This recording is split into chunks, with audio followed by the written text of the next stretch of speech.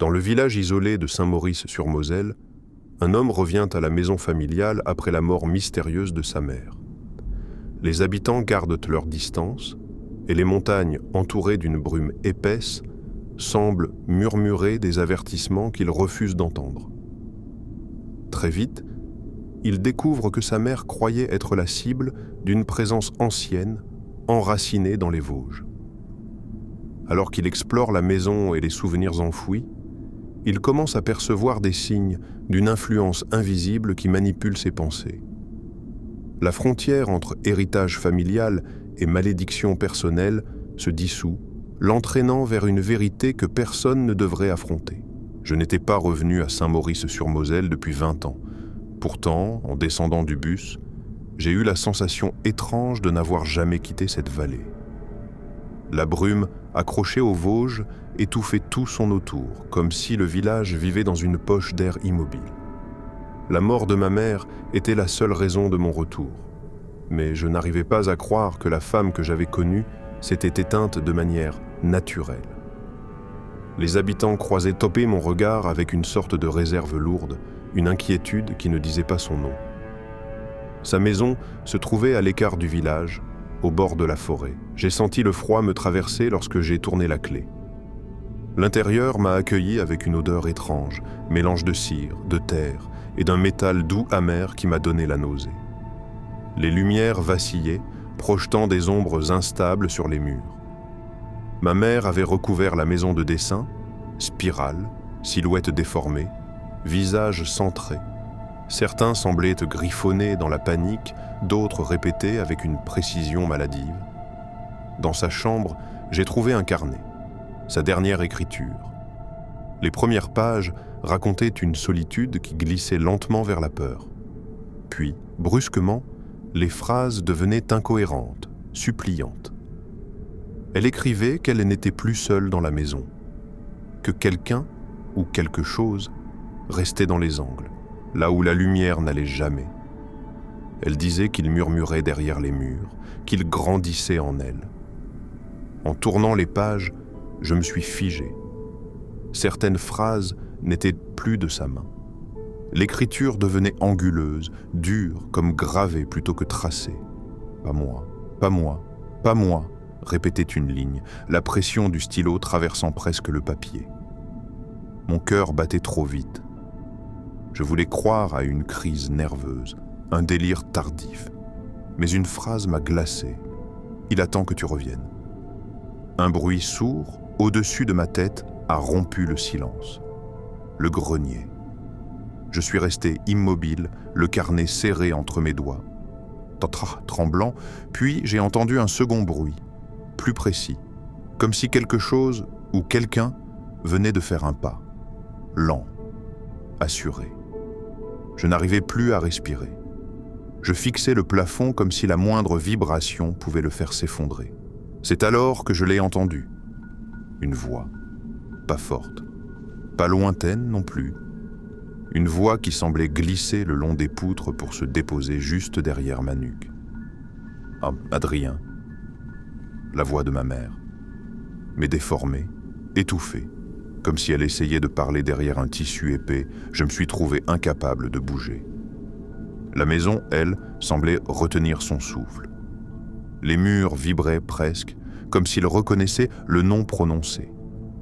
Un troisième bruit s'est fait entendre dans le grenier. Cette fois, plus fort. Comme si quelque chose s'était approché du bord du plancher pour écouter ma réaction, et j'ai compris. Ce qui avait vécu dans cette maison avec ma mère ne s'était pas éteint avec elle. Il avait juste attendu. Et maintenant, il savait que j'étais revenu. Je n'ai pas dormi cette nuit-là. Je suis resté assis sur le bord du lit, incapable de quitter la chambre où j'avais entendu la voix de ma mère. Chaque bruit dans la maison prenait une importance démesurée. Un craquement dans le couloir, un souffle d'air sous la porte, un léger grincement dans le plafond. Je pensais reconnaître des pas, lents, réguliers, comme si quelque chose tournait autour de ma chambre en attendant que je baisse la garde. Au petit matin, mes muscles tremblaient sous l'effet d'une fatigue trop lourde. Je me suis regardé dans le miroir de la salle de bain. Mes yeux avaient perdu de leur couleur, mon visage semblait tiré vers le bas, comme si quelque chose s'accrochait à mon crâne et tirait vers l'intérieur. Je me suis dit que ce n'était que le stress. Mais au moment où j'ai passé ma main sur ma joue, j'ai senti un frisson violent, comme si la peau n'était plus complètement à moi. J'ai décidé de sortir prendre l'air, espérant que le jour dissiperait ce malaise. La brume, elle, ne s'était pas dissipée, au contraire. Elle semblait plus épaisse, presque vivante. Les arbres entourant la maison formaient une barrière sombre. Et lorsqu'un vent léger s'est levé, j'ai cru entendre un murmure glisser entre les branches, quelque chose qui ressemblait à mon prénom. La même sonorité étouffée que la veille. Le village paraissait figé. Les habitants me regardaient comme si j'étais porteur d'une maladie, ou comme si quelque chose derrière moi les effrayait. Quand je passais, ils détournaient les yeux trop rapidement, comme si me voir plus longtemps pouvait attirer leur malheur. Une vieille femme m'a même dit en murmurant « Vous devriez partir, avant que ça ne prenne racine. » Je n'ai pas eu le courage de lui demander ce qu'elle voulait dire. J'ai fini par aller voir le curé, presque malgré moi. Je ne croyais pas à ces histoires. Mais depuis mon retour, la logique glissait de plus en plus loin de moi. L'église était froide, bien plus que l'extérieur. Une froideur qui ne venait pas du climat, mais des pierres elles-mêmes, comme si quelque chose y vivait depuis trop longtemps. Le père Benoît m'a observé longuement avant de parler. Votre mère, elle disait que la présence n'était plus seulement dans la maison. Elle la suivait. Elle entrait dans ses pensées. J'ai ri nerveusement. Vous pensez qu'elle était possédée ? Il n'a pas répondu tout de suite. Il m'a juste fixé d'un air grave. Elle disait que la chose cherchait quelqu'un, qu'elle n'était qu'un passage, pas la destination. Un frisson m'a traversé le dos. Quelqu'un comme moi ? Il a fermé les yeux, comme pour éviter de répondre.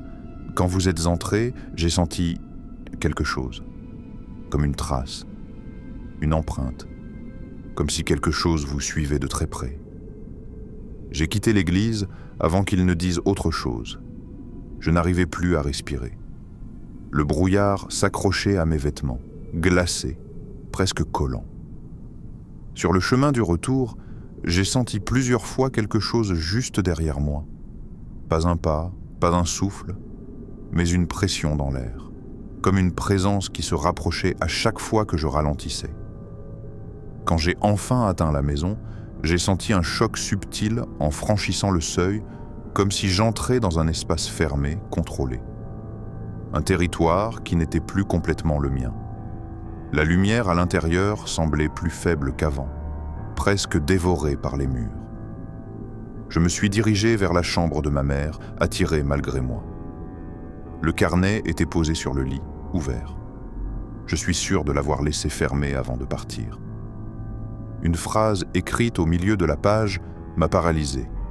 « Tu n'es pas un visiteur ici, tu reviens. » J'ai entendu un pas dans le grenier, juste au-dessus de moi, puis un deuxième, plus lourd, puis un autre, plus proche du bord. Et soudain, dans un souffle à peine audible, juste derrière mon oreille, « Je t'attendais. » Je ne sais plus exactement quand les choses ont commencé à basculer. Peut-être que c'était déjà en moi avant même de revenir ici. Peut-être que la maison ne fait que réveiller quelque chose que je portais depuis toujours. Je ne suis plus sûr de rien. Je me surprends parfois à perdre la notion du temps, à réaliser que je suis debout au milieu d'une pièce sans savoir depuis combien de minutes ou d'heures je suis là ce matin. Je me suis retrouvé devant la fenêtre du salon, la main posée contre la vitre froide. Je regardais la brume, immobile, comme si elle attendait un signal, et je ne me souvenais pas de m'être levé. Depuis mon retour de l'église, j'entends des choses. Pas des voix, pas vraiment. C'est plus comme un déplacement à l'intérieur de moi, un frémissement dans la poitrine, juste sous les côtes. Une vibration faible, presque agréable au début, mais qui devient plus insistante chaque fois que je tente d'ignorer ce qui se passe ici. J'ai parlé tout haut tout à l'heure, juste pour prouver que je pouvais briser le silence. Et je me suis entendu répéter ma phrase à voix basse, presque imperceptible, une demi-seconde après l'avoir prononcée, comme un écho intérieur. Comme si quelque chose parlait avec ma bouche. Ma main tremble quand j'écris ces lignes. Je ne suis même pas sûr que l'écriture soit entièrement la mienne. Je reconnais les lettres, mais elles semblent déformées, tirées vers le bas, comme si une autre main guidait la mienne. Je déteste cette impression, je déteste sentir mes gestes me glisser entre les doigts. Dans la maison, la lumière semble mourir plus vite qu'avant. À peine le soleil commence-t-il à se coucher que les ombres prennent possession des murs, s'allongeant d'une manière qui défie la logique. Parfois, j'ai l'impression que l'une d'elles bouge quand je ne regarde pas directement.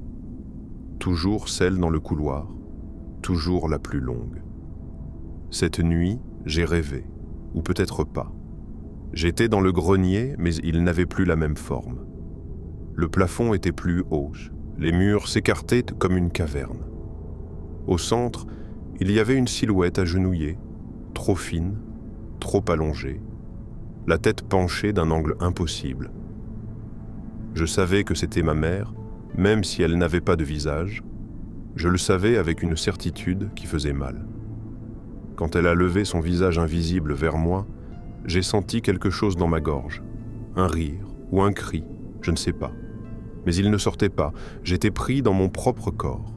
Et derrière moi, j'entendais quelqu'un respirer, lentement, régulièrement. Comme si la chose attendait que je me retourne pour s'installer en moi. Je me suis réveillé en sursaut, mais le pire, c'est que je n'étais pas dans mon lit. J'étais en bas, devant la porte du grenier. Ma main touchait la poignée. Je ne me souvenais pas d'avoir quitté la chambre. Mon cœur battait tellement fort que j'ai cru qu'il allait s'arrêter. Et pourtant, il y avait une partie de moi qui voulait ouvrir cette porte. Une partie calme, froide, qui murmurait « Tu dois entrer, tu le sais ». Je commence à entendre mon prénom, mais pas dans la maison. À l'intérieur de ma tête, comme une pensée qui ne m'appartient pas. Adrien. Parfois, c'est dit avec douceur, presque comme une invitation. D'autres fois, c'est un ordre section irréfutable. Et chaque fois que je l'entends, je sens quelque chose dans ma poitrine se contracter, comme une main invisible qui serre un peu plus fort. Je sais maintenant que le père Benoît avait raison. Il y a en moi une trace, une empreinte. Je ne peux plus faire semblant. Je ne peux plus fuir. Je sens que la chose cherche à s'étendre, à prendre plus de place. Quand je respire, parfois ce n'est plus mon rythme. Quand je cligne des yeux, il arrive que le noir dure trop longtemps, comme si quelqu'un, derrière mes paupières, observait à ma place. Tout à l'heure, j'ai trouvé quelque chose près du lit de ma mère. Un fil de voix, un souffle minuscule, presque imperceptible. Je me suis approché en croyant que c'était le vent. Mais ce n'était pas le vent, c'était ma mère. Ou ce qu'il reste d'elle. Une phrase, à peine un murmure, « Tu ne peux plus lutter, il est déjà en toi ». Et pour la première fois depuis mon arrivée, je n'ai pas eu peur. J'ai senti une chaleur, une familiarité. Comme si une porte venait de s'ouvrir à l'intérieur de moi, comme si j'avais enfin compris que ce que je redoutais n'était pas une intrusion, mais un retour. Je ne sais plus très bien où je commence et où il commence. Depuis quelques jours, mes pensées ne sont plus complètement les miennes. Elles glissent, se tordent, se répètent avec une voix intérieure qui n'a rien à voir avec la mienne.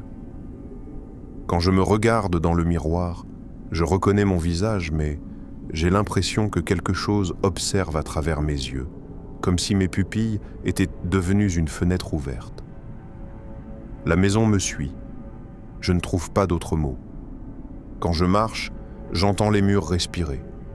Quand je m'arrête, le silence se tend, comme si la maison attendait ma prochaine décision.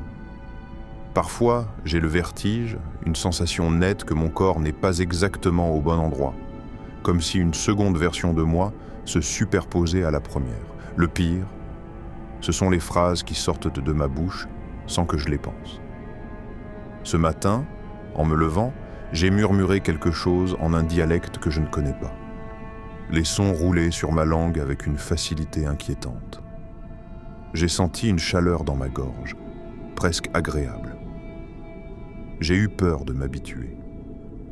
Le père Benoît a frappé à la porte. Je ne me souvenais pas l'avoir appelé, mais quand j'ai ouvert, il m'a regardé avec cette compréhension douloureuse, comme s'il voyait déjà ce que je devenais. « Vous n'êtes pas seul dans votre corps, Adrien », a-t-il murmuré. J'ai voulu répondre que si, que j'étais juste fatigué, mais mes lèvres ont dessiné un sourire que je n'ai pas choisi. « Il est trop tard pour ça », ai-je dit. La voix était la mienne, mais le ton, non. Le prêtre a serré son chapelet comme un bouclier. Il est entré. La maison s'est refermée derrière lui dans un claquement sec qui a résonné comme une approbation. Il a déposé de l'eau bénite sur le seuil, a posé sa main sur mon front, un contact glacé, comme s'il touchait quelqu'un d'autre. « Si tu es encore là, résiste », m'a-t-il dit. J'ai voulu lui dire que j'essayais, que je me débattais chaque seconde, mais ce qui est sorti fut « Tu n'as pas su la sauver. Pourquoi voudrais-tu me sauver, moi ?» Le prêtre a pâli. Ses yeux se sont remplis d'une détresse que je n'avais jamais vue. Elle n'était qu'un passage, a ajouté ma voix. Je me suis senti reculer à l'intérieur de moi-même, comme si mon corps avançait sans moi. Mes mains ont attrapé les accoudoirs du fauteuil et mes doigts ont creusé le tissu. La pièce tournait. Ou peut-être était-ce moi qui me dissolvais. Une douleur fulgurante a traversé ma poitrine, me clouant sur place. J'ai senti quelque chose remonter le long de ma colonne vertébrale, une présence froide qui se déroulait lentement comme un serpent ancien. Le père Benoît a posé une croix sur mon sternum. J'ai hurlé. Ou plutôt, nous avons hurlé. Un son déchirant, double, comme si deux voix sortaient en même temps de ma gorge, l'une humaine, l'autre profonde, résonnante. « Lâche-le !» cria le prêtre. « Prends-moi !» Un instant, une brèche s'est ouverte, minuscule. J'ai revu la chambre de mon enfance, le visage de ma mère avant la peur, l'odeur du linge propre, et j'ai articulé « Aidez-moi !» Puis tout s'est refermé brutalement. Quelque chose s'est redressé en moi, a pris ma colonne vertébrale comme une tige à redresser. J'ai senti mes épaules se remettre en place sous une emprise invisible. Mes jambes ont avancé vers le prêtre et je ne pouvais qu'observer de l'intérieur, prisonnier dans mon propre corps. « Il n'y a plus de toi », a dit ma voix, « il n'y a que nous ». Le prêtre s'est effondré en larmes. La lumière de la pièce a vacillé. L'air est devenu lourd, saturé.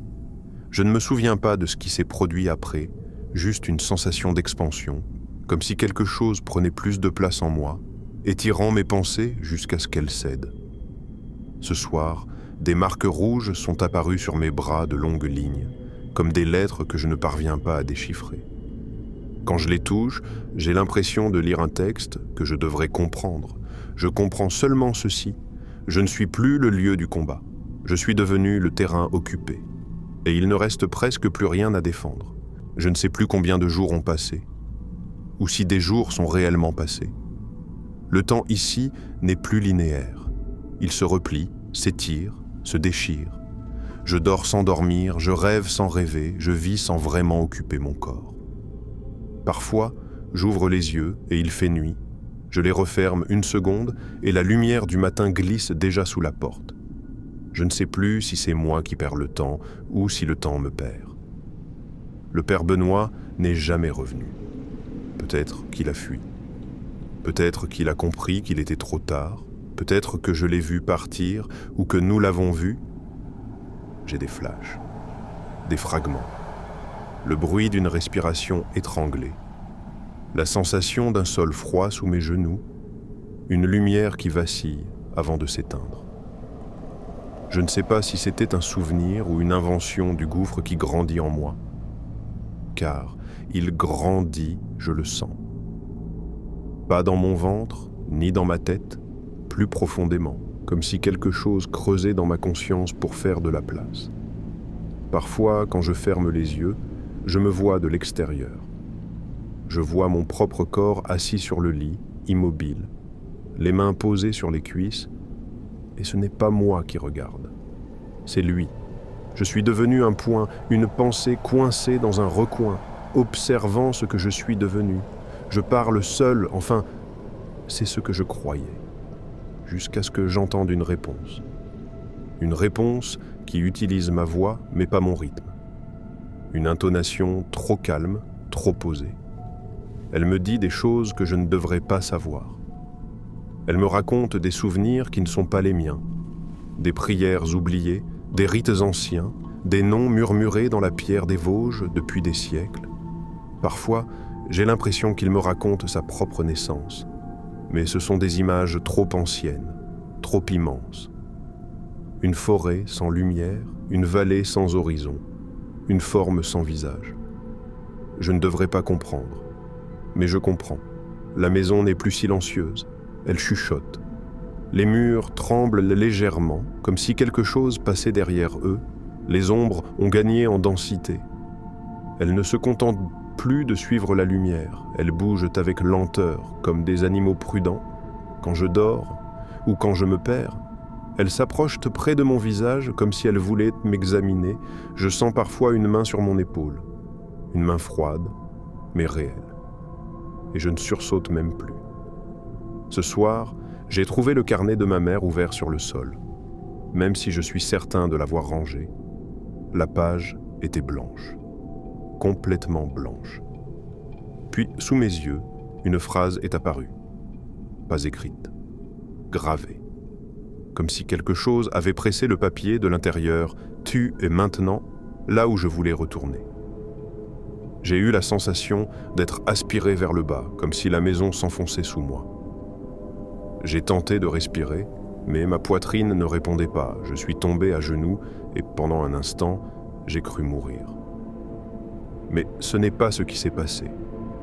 Je me suis relevé, mais je ne sais pas si c'était moi. Mes gestes sont plus fluides maintenant, plus sûrs.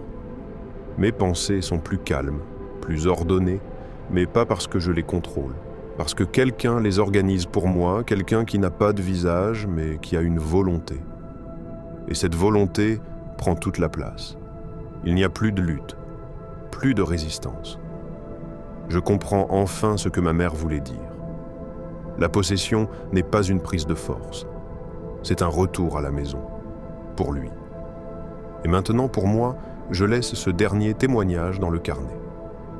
Non pas pour être sauvé, je n'ai plus cette illusion, mais pour que quelqu'un sache que ce qui vit dans les Vosges n'est ni une légende, ni un esprit, ni un démon, c'est un héritage, une continuité, une présence qui attend que les esprits fragiles rentrent chez eux. Je n'ai plus peur, je n'ai plus froid, je ne ressens plus la séparation entre ce que je suis et ce que j'abrite. Il n'y a plus deux voix, il n'y en a qu'une, la nôtre. Et si quelqu'un lit ces lignes, n'approchez pas de cette maison, même si vous pensez être fort, car il ne cherche pas des corsets des faibles. Il cherche simplement ceux qui reviennent.